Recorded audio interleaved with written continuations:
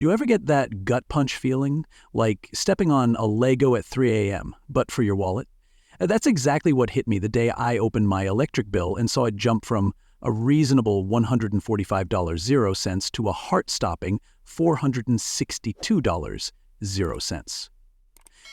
I thought maybe my coffee maker had become self-aware and joined a crypto farm, but no, the real culprit wasn't artificial intelligence.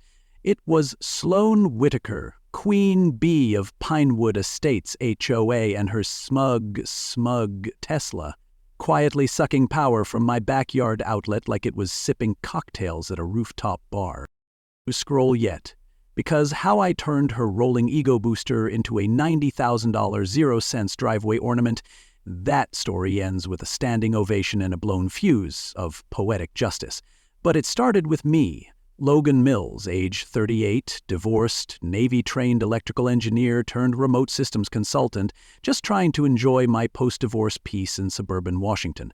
I'd gotten the house, she'd taken the dog and the Vitamix, and honestly, I felt like I came out ahead until Sabrina, too, moved in next door with her luxury marble floors and moral flexibility.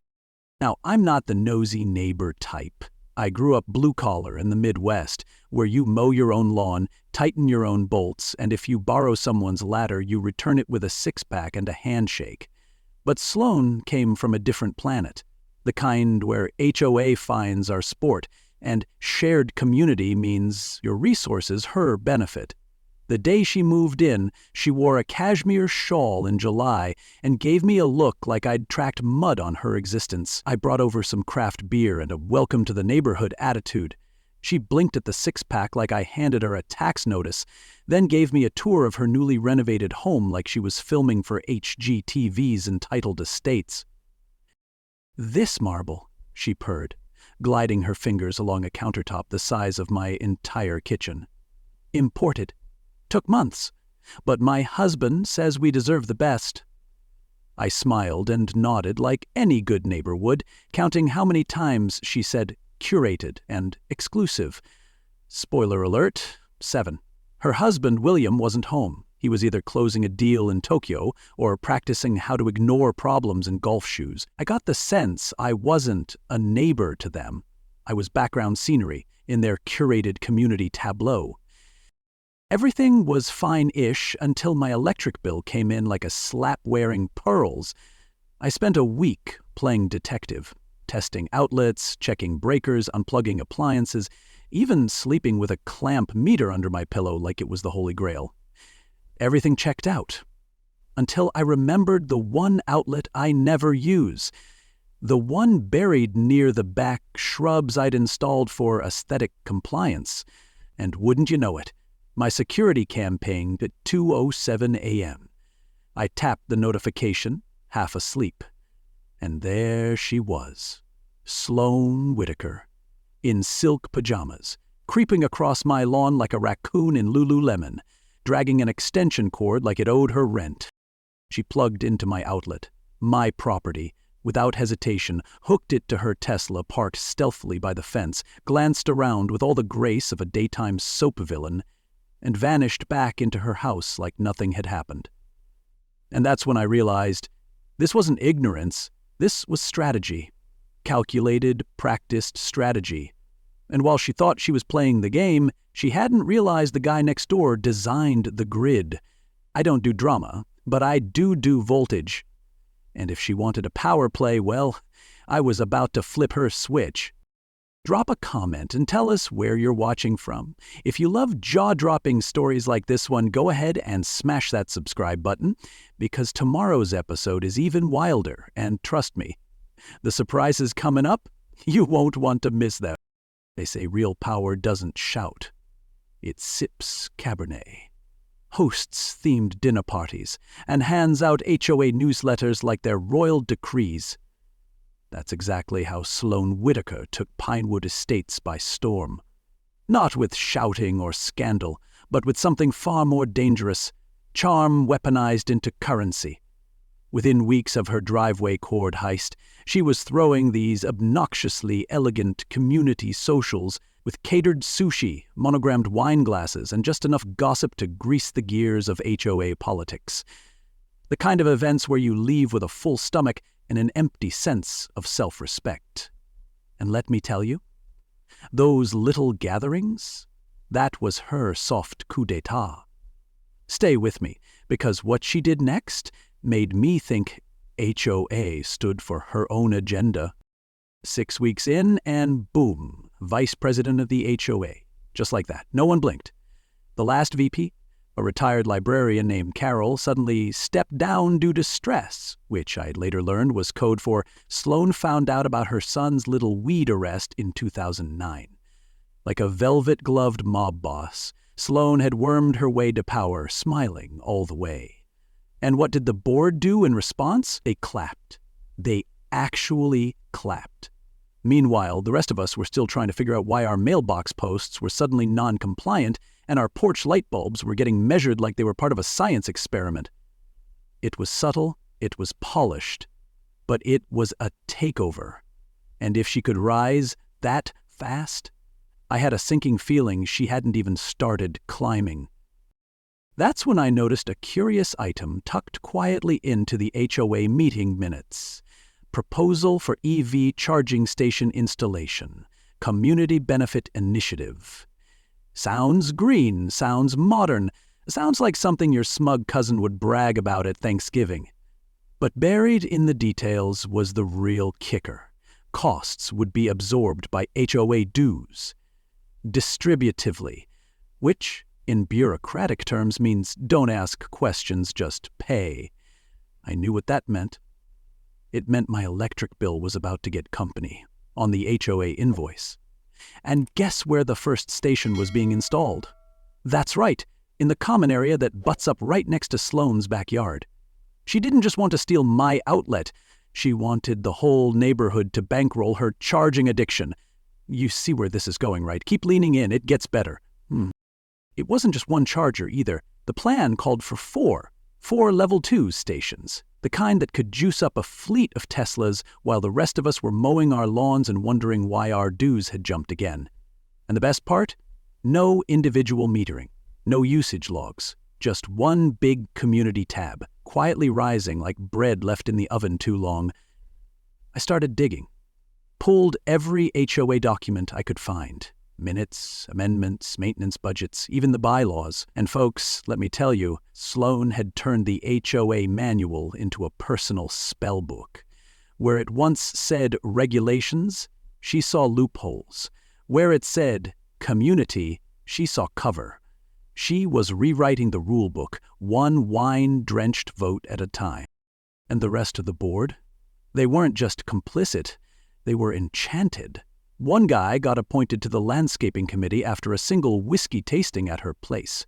Another suddenly had new patio furniture that suspiciously matched the donations Sloan made to the summer fundraiser. They weren't just drinking the Kool-Aid, she catered it, sent it with embossed labels, and charged them twice. I remember staring at my binder full of HOA policies one night, highlighter in hand, and thinking, if our dues are funding her driveway now, what else is she quietly plugging into our wallets? And that's the thing about these little suburban empires. They don't crumble with noise. They rot in silence. And I was about to start making some noise. You don't want to miss how I flipped her green initiative into a full-blown accountability crisis because the storm was coming, and this time it was wired for truth. You ever reach that point where you realize the rules weren't built to protect you? They were built to protect them from consequences? That's where I landed one night at 2 a.m., staring at a spreadsheet of kilowatt-hour usage, while my security camera feed glowed in the corner of the screen like a digital confession booth. I'd gathered all the evidence, footage, timestamps, even charge draw rates from my outdoor outlet. But every time I tried to bring it up to the HOA, it vanished into the Bermuda Triangle of procedure. So I stopped asking for justice and started building my own. I call it the SPS. Smart Power Shield. It doesn't judge, doesn't argue, and absolutely doesn't let your neighbor's Tesla treat your home like a public utility. I wasn't just protecting power, I was grounding corruption. Now, I didn't slap some junk together like a mad scientist in a garage. I built the SPS like I build everything else. with military precision and a healthy distrust of people who say trust me. Industrial-grade surge monitor, thermal cutoff, smart usage logging, and a warning light system so clear even a distracted HOA board member could understand it. I weatherproofed the casing, bolted it to a code-compliant steel frame, and installed professional signage that basically said, "Back away, Sparky." And just to keep everything above board, I photographed every step of the installation, labeled every wire, and uploaded documentation to a digital folder titled Exhibit A, just in case. Let's just say I'd done enough deployments to know how to build a legal fortress with a blinking LED. Enter Martha Doyle, 70 years old and tougher than most power tools I've used. She's been in Pinewood Estates since before half the board was born and knows more HOA dirt than Google. She invited me over for tea and hit me with a manila envelope thicker than a state budget. Inside, handwritten notes, old newsletters, financial statements with scribbled annotations, and a running list of every HOA board member Sloan had either charmed, blackmailed, or showered with gifts, suspiciously close to budget decisions. Martha sipped her chamomile like it was bourbon and said, "She's weaponizing bureaucracy, son, like a Trojan horse stuffed with glitter, wine, and invoice padding." I laughed, but she wasn't joking. And now I had something better than suspicion. I had a pattern. Turns out, that EV charging initiative, it got pushed through as an emergency infrastructure improvement, which, per the bylaws, meant no community vote was required, just a board quorum and a memo. The emergency? Supposedly an increased demand from incoming residents that, as far as I could tell, consisted entirely of Sloane's driveway and her Pinterest board. She wrapped personal gain in eco-speak, slapped a sustainability sticker on it, and the board approved it faster than my Wi-Fi resets. It was genius, if you admire the kind of genius that uses community money to fund a private power tap. And while I was rewiring protection systems, she was rewiring the rules. She didn't just break the system, she learned to wear it like a tailored suit. Meanwhile, the neighborhood started whispering. People noticed the dues creeping up and the sudden landscaping upgrades near Sloane's place. Someone even joked that the HOA newsletter now read more like a PR campaign. But no one acted. Not yet, because that's how it works. People get polite, they get busy, and they tell themselves it's not their fight. That's what Sloane counted on. That's what they all count on, but I wasn't wired that way. I wasn't setting a trap, I was building a mirror. One with a warning light, a timestamp, and a damn good lawyer on speed dial just in case. And the day that mirror lit up, oh, we were gonna see who blinked first. Stick around, because in the next part, someone finally did. There's a certain moment when arrogance trips over design. And that moment hit at exactly 1:14 a.m. on a Wednesday. My SPS system pinged like a polite guard dog. Movement detected, power draw initiated. I blinked the sleep from my eyes and pulled up the feed on my tablet, already guessing who it was. And sure enough, there she was. Sloane Whitaker, in all her silk-robed glory, strutting like HOA royalty across the common lawn, extension cord in hand. But this time, she wasn't sneaking into my outlet. No, she was going full pageant queen at the new HOA-funded charging station, smirking as she plugged her Tesla in and gave my camera a little wave, like she was christening a yacht.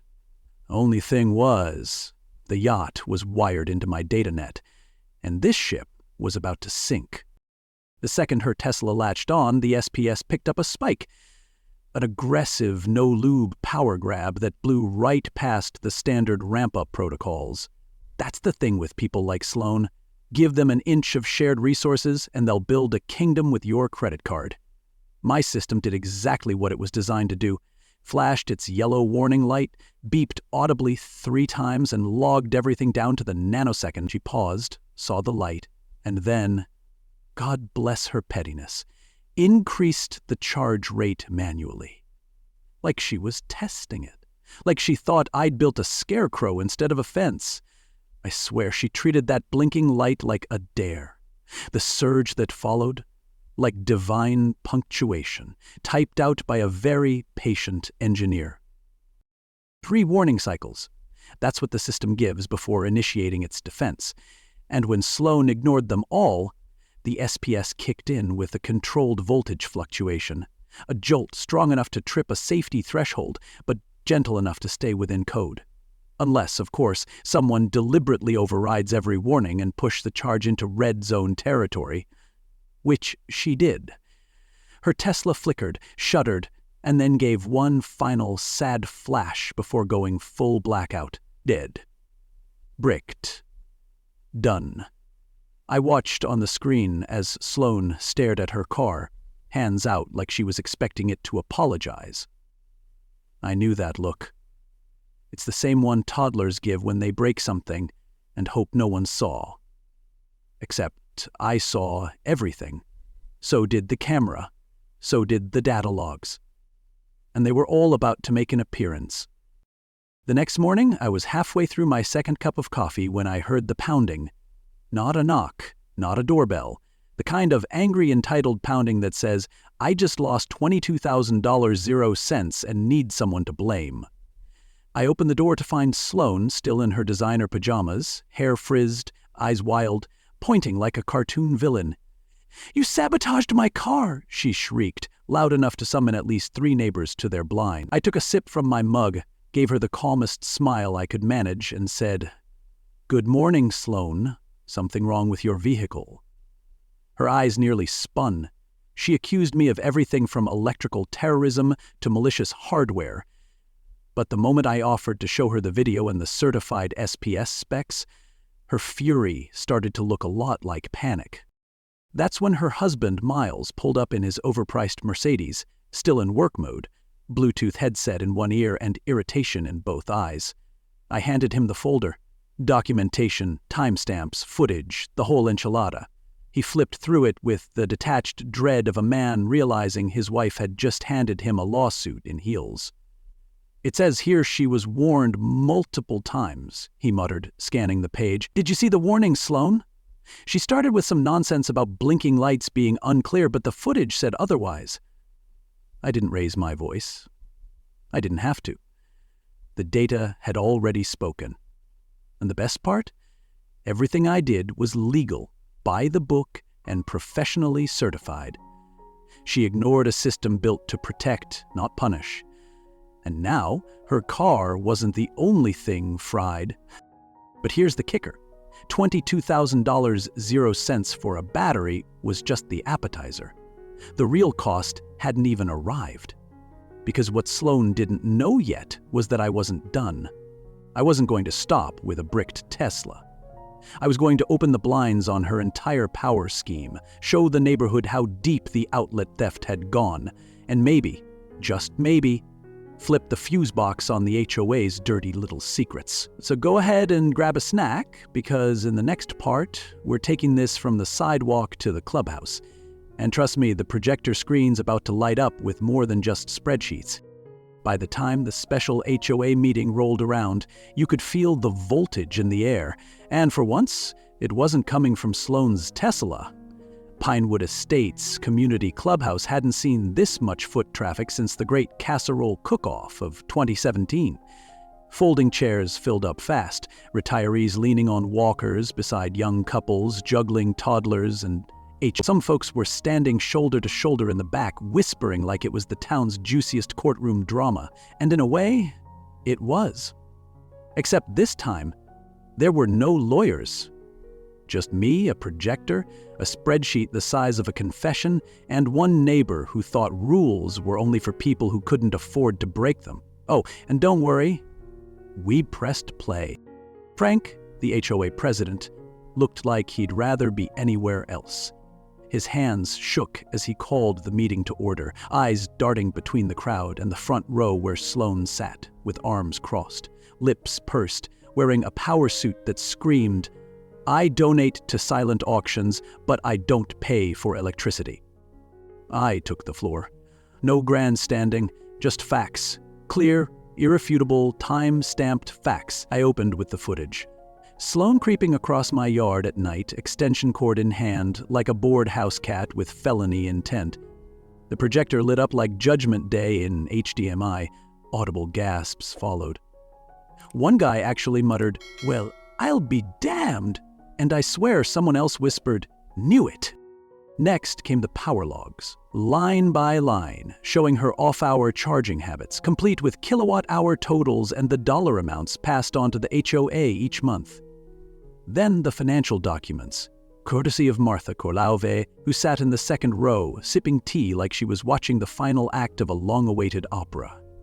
Her handwritten notes circled budget discrepancies, cross-referenced meeting minutes, and highlighted every time Sloane pushed an expense under the radar. I didn't even need to raise my voice. The numbers did the talking. By the time I laid out the full estimate, over $7,000, 0 cents in diverted utility costs. People weren't just shocked. They were angry. The kind of anger that brews when trust's been slowly siphoned by someone with perfect nails and a blackout curtain for ethics. Sloane stood up then, like she was climbing the steps to her own TED Talk. "This is character assassination," she declared. "This man has been targeting me for months with his cameras and his data manipulation." She actually said that. Data manipulation. As if I'd used Excel to bully her into stealing power. She went on about privacy, vendettas, how I was obsessed with her, how the footage was taken out of context. But the thing is, when the truth's that clear, it doesn't need context. And right on cue, Brian Thompson, from the back row, stood up. "I had to pull my kid from baseball this summer," he said, calm but steady. "We couldn't afford the dues hike. If we were paying for your Tesla, you owe my son an apology." And that cracked the floodgate. A retired school teacher stood next, saying she skipped medication to cover HOA increases. A young mother talked about working double shifts while their budget stretched thinner every month. No one shouted, no one swore, they just spoke. And each voice landed like a nail in the coffin of Sloane's facade. She started off looking indignant, then confused, then scared, like someone who finally realized the spotlight she wanted didn't come with a filter. Because when you plug your ego into community trust and overcharge it for months, eventually the circuit breaks. And that night, it snapped clean. The vote wasn't even close. Out of the dozens present, only Sloane and 2 of her cocktail club loyalists voted against removal. She was ordered to repay the stolen funds. Effective immediately, she was stripped of her board position. And a special election was called? I didn't smile. I didn't gloat. But I did unplug the projector with the quiet satisfaction of a man who'd just taught the neighborhood a new kind of accountability because she thought the HOA protected her. Turns out, transparency has a longer battery life. And in the next part, you'll see what happens when the whole system gets rewired from the ground up. Sloane and Miles were gone within 3 weeks. No farewell barbecue, no open house balloons, just a listing quietly posted, a for sale sign that appeared like a tombstone on their freshly manicured lawn, and a moving truck that came at 6 a.m. on a Tuesday, like they were trying to leave without waking the neighborhood. Or their guilt. Rumor was they'd taken a deal out of state, something to do with Miles's firm and starting fresh, which we all knew meant starting somewhere they haven't seen the footage. She came in like a power surge. She left like an unplugged charger, silent, drained, and not a flicker of apology behind her tinted car window. But what she didn't realize was she'd left something behind. Not shame, not remorse. No, she'd accidentally kick-started change. Brian Thompson, the quiet high school teacher turned accidental community hero, won the HOA presidency in a landslide. He ran on a platform of transparency, fairness, and his words, not mine, no more nonsense from cocktail hour queen pins. First order of business, full audit. Second order, ban any new projects from skipping a resident vote. And third, install real, individually metered EV charging stations for the community. Guess who helped design that system? Yours truly. I may not have wanted a seat at the HOA table, but I did agree to be their technical advisor. Mostly because the new board brought donuts and didn't try to find me for my mailbox height. It was the kind of progress that doesn't roar. It just clicks into place, one honest wire at a time. We installed 3 stations, smart, metered, solar-assisted, and accessible to anyone with a code and an account. Not a personality cult. I watched from my driveway the first time one of the Thompsons plugged in their Prius. The same outlet area Sloan once used like a personal siphon was now community-owned, fairly billed, and built to last. Poetic, right? Almost biblical. I couldn't help but smile. She'd spent thousands trying to rig the system, and in the end, we used her mess to make it better. It's funny how some people burn through goodwill faster than electricity and still think they can light up a room. But this wasn't her grid anymore. Martha, bless her spreadsheet-loving soul, used her HOA payout from all those misfiled admin fees to start a community garden in the common area. Tomatoes, zucchini, marigolds, and a patch of herbs she claims cure everything from headaches to bad manners. It became the place people actually talked. Not just nodded on trash day, real conversations, real connection. The garden was her way of saying, we got something good out of this, and she was right. What started as a battle over power cords became the thing that plugged the neighborhood back into itself. Turns out, fighting corruption isn't just about taking someone down, it's about lifting everyone else up. Slowly, patiently, with dirt under your nails. As for me, I still work out of my garage, still sip my coffee while watching security feeds for nostalgia more than necessity. The board offered me a seat 3 times. I declined 3 times. I'm not a politician. I'm a builder, a fixer, a quiet man with a garage full of parts and just enough know-how to keep the lights on. And that's all I ever needed to be. They thought I was just the guy next door. But I had tools, I had time, and I had just enough electricity to flip the lights back on across the whole block. Funny how justice doesn't always need a gavel. Sometimes it just needs the right fuse, the right friends, and a blinking yellow warning light no one should have ignored. So, that's how it all played out. What started with a stolen trickle of electricity ended with a full current of truth running through this neighborhood. I didn't plan to be the guy who took down Pinewood's queen of chaos. I didn't want the spotlight, the drama, or the HOA meetings.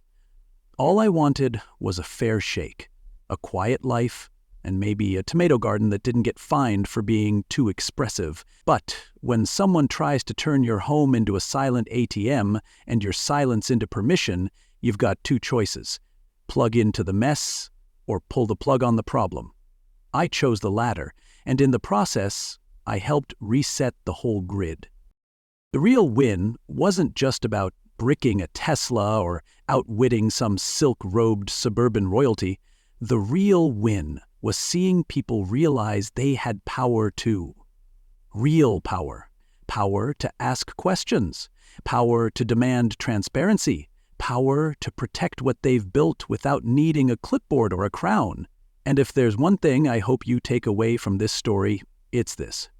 You don't have to shout to stand up. You just have to stand firm, wire your values into your actions, and let the truth do what it always does, light the way. If this story made you think twice, smile once, or just feel like justice still matters, then do me a favor, leave a comment below, tell us where you're watching from, and hit that like button so the algorithm knows the good stuff's worth keeping on the air. And hey, if you haven't already, subscribe to the channel, because next time, we've got another tale wired with drama, humor, and just enough poetic justice to keep your batteries charged.